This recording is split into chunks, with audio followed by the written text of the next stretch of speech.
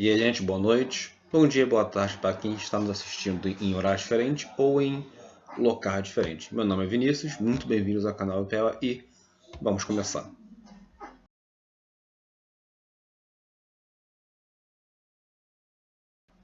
Bem, no vídeo passado nós falamos um pouco sobre o Reiki, a história sobre o Reiki, mas de forma mais geral.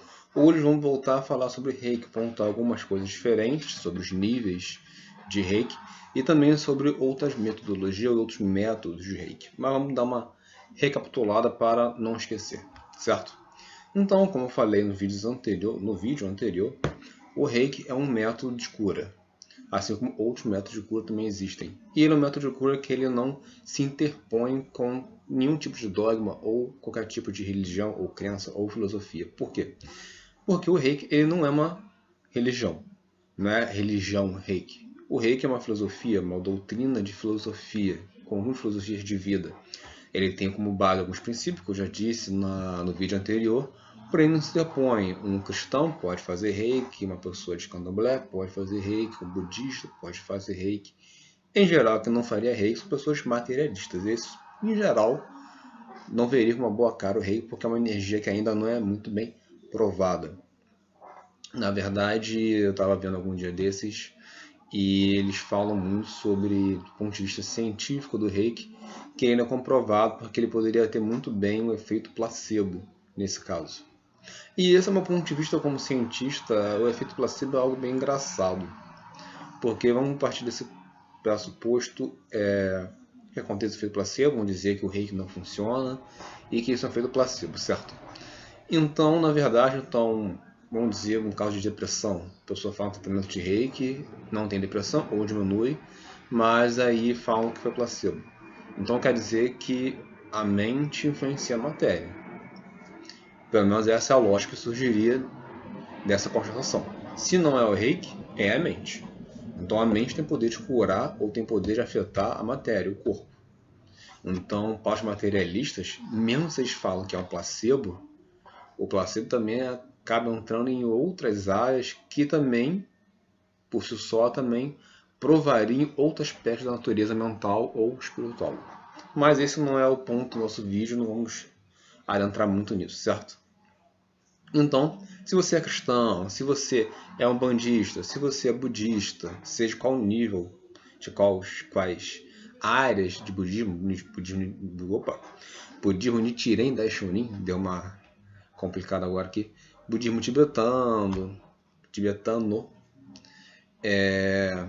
budismo Nichiren Daishonin, budismo tibetano, você pode também praticar, você pode praticar em qualquer tipo de religião, ou se você não tiver nenhum tipo de religião.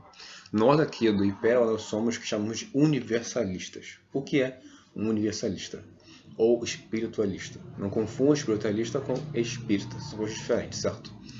Um universalista, ele acredita que toda religião que tenha como base o amor e uma alma, a alma do ser humano, imortal e em constante evolução, é válida. Ou seja, se eu tiver que ler a Bíblia, eu leio a Bíblia. Se eu tiver que ler as filosofias budistas, eu leio. Se eu tiver que ler em filosofias hinduístas, eu leio, sem problema nenhum. Se eu tiver que ler alguma coisa de candomblé, de umbanda, também leio, não tem problema. Tudo que é para acrescentar no ser humano para o seu crescimento é válido, certo? Seja religioso ou não, tudo bem?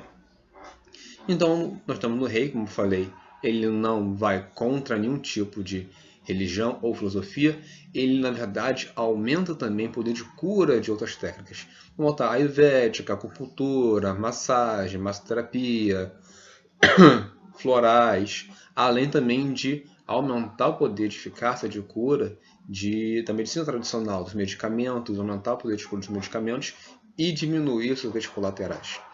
Então, na verdade, você pode sim, você deve, na verdade, ir ao médico. Ninguém aqui vai falar para você não ir ao médico. E você pode ir ao médico e continuar seu tratamento de reiki normalmente. Isso não vai atrapalhar, na verdade, vai melhorar ainda mais a eficácia, certo? Então, o reiki se divide basicamente em 3 níveis, no que seria o reiki tradicional de Mikao Usui, ou Mikao Usui, que eu acho que seria a forma correta. Não tenho certeza, mas acho que seria isso. que é o primeiro nível, como eu já falei, que é o despertar. Por que despertar? Despertar porque você está, como a palavra diz, despertando para essa energia, para esse novo conceito, para essa nova filosofia, que é o Reiki. Você vai receber um símbolo, que é o Shokurei, e vai praticar. E esse símbolo e esse nível vão atuar muito mais no plano físico, ou no nível físico, ou seja, cura de machucados, de doenças, cura de problemas mais físicos, correto? Depois de um tempo, isso vai depender do local que você vai fazer. Tem pessoas que têm que ficar 2, 3 meses no nível 1. Tem locais que você faz 3 níveis de uma vez. Então isso vai variar muito de local para local, certo? O nível 2 é o nível transformação. E nele você ganha 2 níveis. Dois símbolos. Você ganha o Seireki e o Hon Shonen. O Seireki ele atua muito no plano emocional, certo? E o Hon Shonen no plano mental. Por isso a ideia de transformação. Porque mesmo no nível 1, você curando o seu físico, você curando às vezes depressão, você curando problemas emocionais e mentais, você não tem a transformação disso. Então, na verdade, você cura, depois de um tempo você pode voltar a ter esse problema. Então, o ideal é você sempre buscar a transformação. Você curar aquele problema que se somatizou, que apareceu no físico, que pode ser emocional e mental, ou os dois, curar a causa, que é essa, o processo emocional e o processo mental, que vai gerar esse problema físico. Então, por isso que o nível 2 é o nível da transformação. E por último, que é o nível 3, que é o nível do mestre interior. E no nível 3 você pode dividir ele em duas partes. O nível do mestre interior e o nível do mestrado, da maestria. O nível da maestria seria o quê? Você se preparar para virar mestre. Você pode começar a iniciar outras pessoas no Reiki. Dentro da própria instituição onde você fez o Reiki, ou criando uma própria clínica. Isso vai variar de acordo com você, certo? E o 3, que seria a base, que é o mestre interior, é você buscar realmente o autoconhecimento. Você conhecer sua mente, seus pensamentos, seus padrões de pensamentos, seus dogmas, suas crenças, tudo aquilo que vai formar o que você é. E o que você é gera aquilo que você vê no seu dia a dia. Porque tudo que nós vemos, tudo que está no nosso mundo, é um reflexo da nossa mente. É um reflexo daquilo que está na nossa mente consciente e na nossa mente subconsciente. Isso é um papo outra hora, mas também é interessante. Se vocês quiserem, fale assim se vocês querem que a gente fale sobre mente consciente, subconsciente e mente superconsciente. São partes essenciais para quem quer tratar ou quem quer fazer treinamento de Reiki, porque a parte subconsciente e consciente é muito interessante e muito importante para a gente entender e conseguir ter um melhor tratamento com relação ao Reiki, a parte emocional e muito mais também a mental, certo? Então, nós temos esses 3 níveis. O nível 1, despertar, nível 2, transformação, nível 3, mestre interior. Porém, nós temos outros tipos de Reiki. Nós temos o Reiki tibetano, que apesar do nome não foi criado por um tibetano, foi criado por um americano. E o que acontece nele? No Reiki tibetano você tem 4 níveis. Você tem o nível 1, que também é despertar, nível 2, transformação, nível 3, modifica um pouco o nome, não é mais mestre interior, na verdade agora é realização, e o mestre 4, que é a maestria, certo? Então você divide esses 4, mas isso só não tem tanta diferença, porque a gente poderia muito bem dividir o 3B em 4. Porém, o Reiki tradicional hoje em dia tem o quê? Desculpa, gente, a gente está coçando um pouquinho aqui. O Reiki tradicional nós temos 4 símbolos. Um no primeiro nível, 2 no segundo e 1 no terceiro, formando 4 símbolos. Me ajuda aí que eu sou de biologia, eu não conheço muito matemática. Mas eu acho que é 1, 2, 4. Então, 4 símbolos no Reiki tradicional. Porém, no Reiki tibetano nós temos 7 a 9 símbolos, dependendo do caso do reikiano, certo? Então aí está a maior diferença, a quantidade de símbolos. E nós temos o Reiki Kahuna, que ele é um Reiki que foca muito mais na parte do emocional. E os cientistas, vou botar dessa forma, ou os estudiosos, pode ficar até melhor, do Reiki Kahuna, eles falam que o Reiki Kahuna, ele na verdade seria um Reiki posterior. Ou seja, você faria o Reiki que você quisesse, o tradicional ou o tibetano, ou outros que existem. Aí sim você poderia depois fazer o Reiki aí sim você poderia fazer o Reiki Karuna.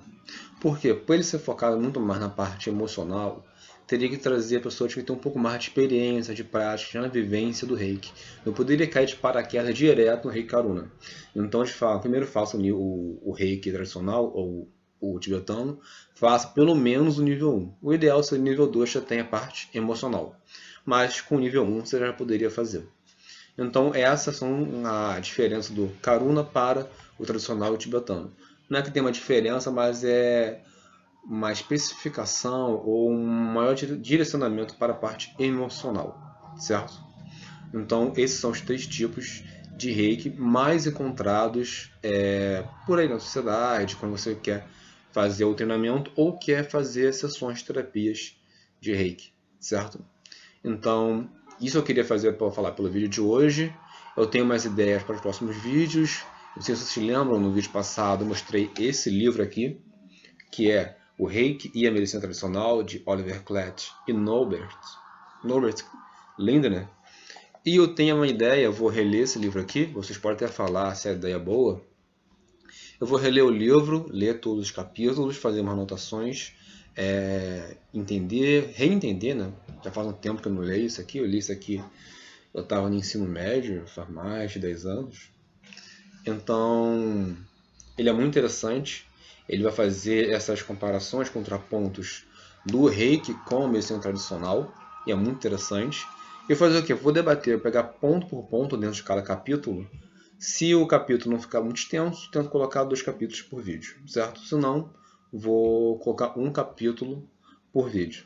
E pegar e mostrar essa parte aqui para visualizar vocês, para deixar mais claro a interação do Reiki com a medicina. Que elas não estão longe, medicina tradicional no caso. Que elas não estão longe, elas não têm que ser inimigas, não têm que brigar, elas podem se unir e trabalhar muito bem. Na verdade, no SISU, acho que já está aprovado que reikiano pode trabalhar também, ser contratado. Se eu não me engano, não tenho certeza, eu vi isso há um tempo, mas não sei se já aprovaram na Câmara. Mas é até interessante, vou procurar ver para falar para vocês. E uma outra ideia que eu também tenho para falar sobre, ainda nesse conceito do Reiki, vamos tentar falar bastante dele, não que vá acabar os assuntos, né? Quanto mais você estuda, mais você gera conhecimento. Mas depois abordar outros assuntos fora da ideia do Reiki. Também falar, como falei para vocês, parte da ciência mesmo, mais profunda, falar sobre cientistas que olhavam do ponto de vista não do Reiki, mas da ciência e da energia, e falavam de cientista, um médico, se não me engano, que eu falei com vocês no vídeo passado, que é um brasileiro, um paulista, e que ele fez tanto a tese de mestrado quanto a tese de doutorado em Reiki. Na tese de mestrado, se não me engano, foi com modelos animais, na tese de doutorado foi com idosos. Ele comprovou isso, ele testou o efeito placebo, que é muito interessante, que quando as pessoas querem testar o Reiki ou outras metodologias não científicas, eles não têm uma técnica muito boa. Isso não tem uma técnica muito boa, você acaba criando um viés ou acaba não sendo aceito na ciência, porque você tem muito furos. Acaba não tendo diferença significativa, que é um termo científico, mas não se prenda nisso não. Mas acaba tendo esses problemas de metodologia na hora de você averiguar uma técnica que entra na ideia religiosa, o Reiki não é religião, vamos colocar dessa forma, como passes mediúnicos, meditação. Em falar em meditação, eu estava vendo hoje, é muito interessante, um vídeo que é Mistério do Mundo, que o autor e diretor, acho que é o Zachary Quinto, que é o novo Spock. E é interessante no episódio que ele não, ele traz uma pessoa que não sente dor, que é vamos botar um problema, que é um problema de saúde, a pessoa não tem a capacidade de sentir dor. Ela sente toque, tem tato, tem sensibilidade, mas não sente dor. E um monge, um abade, igual lá o abade lá do Mikao Usui. Então, ele leva ele num centro de estudos de medicina, de neurociência, e eles entram numa máquina de ressonância magnética. O que eles fazem? Eles colocam uma cuba com água e gelo, e a pessoa tem que colocar a mão dentro dessa cuba. Então, com o tempo, a pessoa sente dor, certo? O próprio Zachary participou, ele colocou a mão lá, e foi mapeando o cérebro. Os pontos vermelhos lá naquele estudo indicavam a dor. Depois de tirar a mão, ele começou a meditar, que ele falou que fazia meditação. E quando refez isso, esse teste, observaram que diminuiu os pontos vermelhos. Ou seja, a meditação ela influencia no nível de dor. Depois eles foram e observaram a mesma coisa. Foram fazer esse teste na pessoa que não tinha sensibilidade à dor. E observaram uma pequena mancha vermelha. O médico acabou falando que provavelmente aquilo não era uma ligação com a dor no cérebro, mas sim com a sensibilidade ao toque, de ele sentir frio. E quando foi fazer com a Bad, ele fez sem meditar e com meditar. E cara, não apareceu nenhum ponto vermelho na área da dor. Não apareceu nada. Então, na verdade, é como se ele não tivesse sentido dor. Ou seja, a meditação dele é tão forte, tão potente, que a mente dele influenciou a matéria. Ou seja, de novo, a mente influenciando a matéria. Exatamente como falam do efeito placebo. A mente está influenciando a matéria, no caso dele ali, a não sentir a dor. Certo? Isso é muito legal. Tem vários estudos sobre isso, mas não é o tópico do nosso assunto. Eu posso até tentar trazer para vocês, se vocês quiserem. Digam nos comentários isso.